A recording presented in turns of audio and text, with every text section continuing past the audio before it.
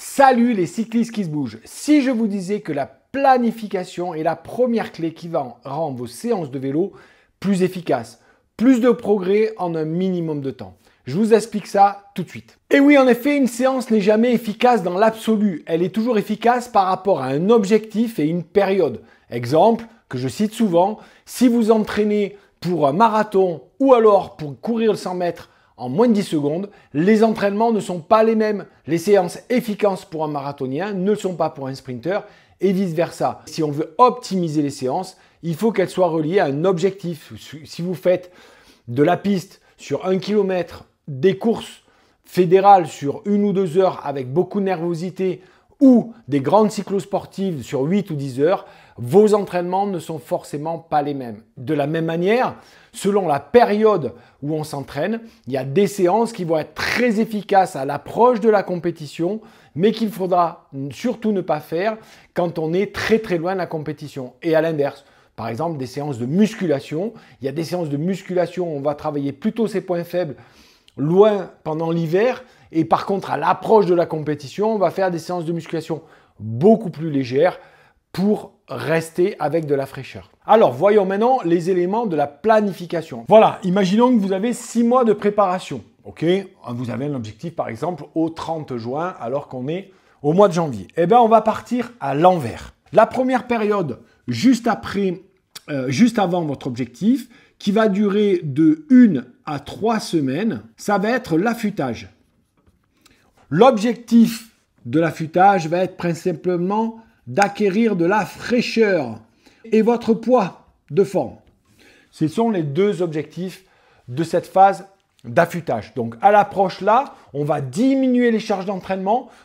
Tout ce qui est plus vous avez un entraînement en endurance, plus il est acquis. Et ce n'est pas cet entraînement sur 1 à 3 semaines juste avant l'épreuve qui va changer quelque chose sur votre niveau d'endurance, votre niveau de force, etc.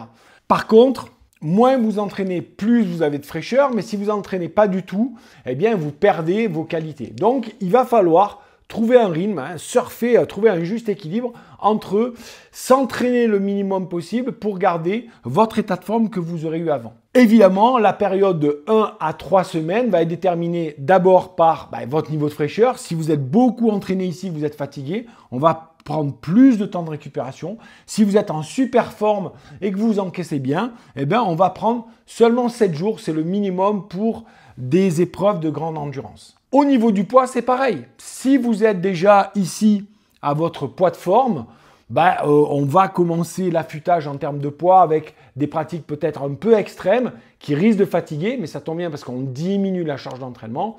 On va les commencer le plus tard possible. Si par contre, à 1 mois, 3 semaines, il vous reste encore 2-3 kilos à perdre, on peut les perdre 1 kilo par semaine les dernières semaines sans trop risquer de s'épuiser, sans tailler dans la masse musculaire. Donc du coup, on va commencer un affûtage un petit peu plus tôt. La période juste avant les 3 semaines, d'accord, qui fait entre 6 et 8 semaines, ok, eh bien, c'est la période d'entraînement spécifique. L'entraînement spécifique, c'est quoi? C'est que pendant cette période-là, ok, dans certains cas, elle fait 12 semaines, mais retenez 6 à 8 semaines, c'est pas mal. Eh bien, on va vraiment s'entraîner typique pour cet objectif-là. D'accord? Il est clair que si vous avez un objectif, par exemple cycliste, dans cette période-là, vous n'allez pas vous mettre à faire du VTT. Si votre objectif, c'est des grandes cyclos de 10 heures, faire des courses très courtes, très explosives, c'est un peu contre-productif.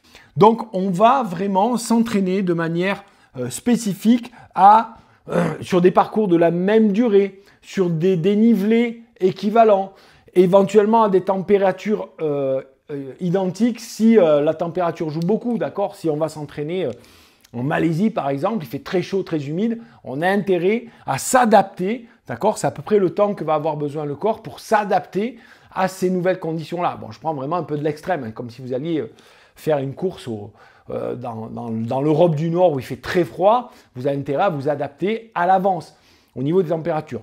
La durée, le dénivelé, c'est le plus. Le type de parcours aussi, c'est important. Plutôt plat, plutôt technique, etc. On va s'entraîner aussi spécifiquement là. Cette période sert à développer les dernières qualités qui feront, et les intensités, bien sûr, hein, parcours, dénivelé, intensité, qui vous feront la différence parce que vous êtes bien habitué pour votre course objectif.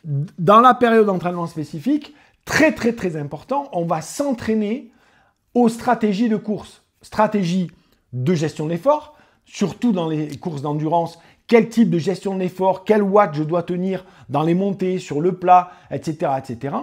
Et puis, stratégie nutritionnelle, c'est très important dans cette période-là qui va finalement durer à peu près 12 semaines aussi, enfin, aux alentours de 10 semaines, eh bien, je vais m'habituer à chaque entraînement à m'alimenter comme je vais faire le jour de la course. Quel type de produit je prends? Quel type de produit je suis capable de prendre pendant plus de 5-6 heures, etc. sans être écœuré?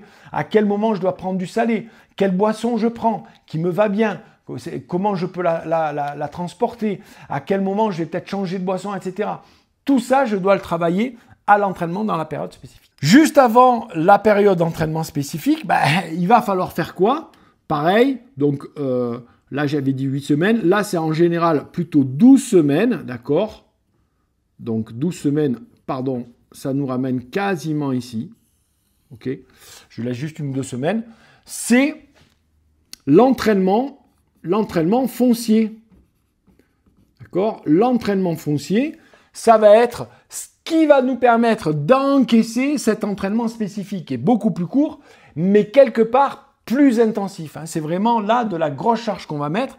Là, l'entraînement foncier, ça va être beaucoup de l'entraînement en endurance. Pourquoi? Parce que l'endurance va nous permettre d'encaisser des charges d'entraînement ici et va nous permettre de mieux récupérer. Ça va être aussi un entraînement où ici, on va privilégier le travail technique. On va travailler plutôt ses points faibles, alors que ici, proche de l'objectif, on travaille ses points forts. Pourquoi? Parce que les points forts, c'est ce qui nous permet de faire la différence.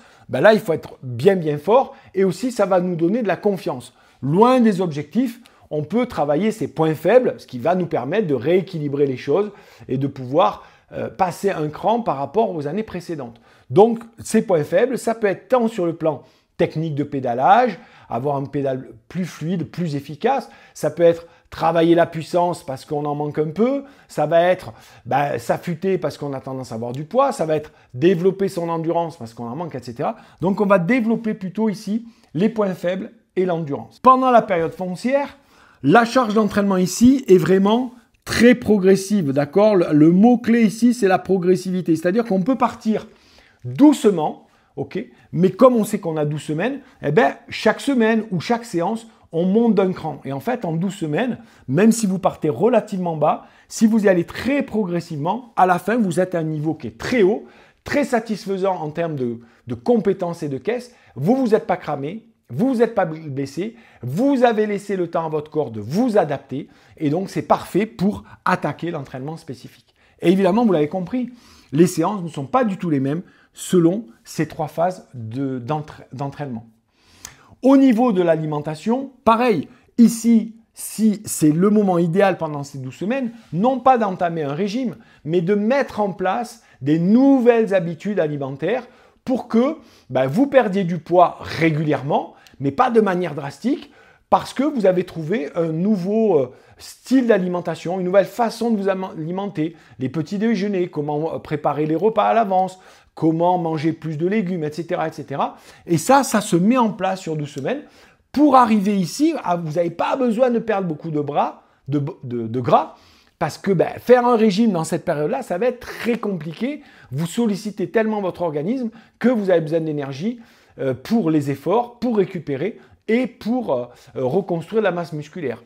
Donc, si vous trouvez votre équilibre au niveau alimentaire, c'est ici. En faisant ça, vous avez une bonne planification qui vous permet d'être efficace au quotidien dans chaque séance d'entraînement parce que vous allez pouvoir choisir quelle est la séance qui, ici, est la mieux adaptée, ici, est la mieux adaptée, ici, est la mieux adaptée. Séance d'endurance dans les 3, séance de vitesse ou de rythme dans les 3, c'est pas les mêmes. Séance de musculation, c'est pas les mêmes. Au niveau de l'alimentation, etc., etc. Certains me demanderont qu'est-ce qu'on met avant, d'accord? Donc souvent, là, on est dans les 6 mois. Encore une fois, j'attaque début janvier pour me préparer pour le mois de juin, c'est pas mal.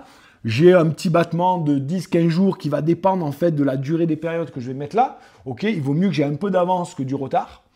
Ça me permet de pouvoir allonger une période. Ça me permet souvent de pouvoir mettre entre les périodes ici. On peut avoir des semaines de récupération. C'est fondamental. Ok, vous connaissez le principe de la planification.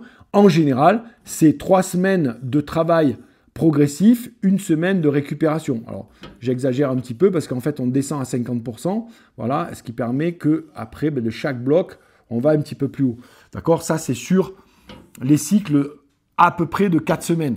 Voilà, l'idée, c'est d'aller là-dedans. Pourquoi? Cette semaine de récupération va permettre à mon corps de récupérer de tout ce qu'il a fait là et de pouvoir progresser pour passer à un niveau supérieur. Voilà, vous savez tout sur la planification. Je vous laisse ici une prochaine vidéo que vous pouvez consulter. Et comme d'habitude, si vous avez aimé cette vidéo, vous la likez, vous la partagez. Si vous avez besoin de planifier votre saison et de mettre des entraînements beaucoup plus efficaces pour optimiser chaque minute d'entraînement, n'hésitez pas dans la description ou le premier commentaire, vous pouvez prendre un rendez-vous pour qu'on vous aide à passer au niveau supérieur.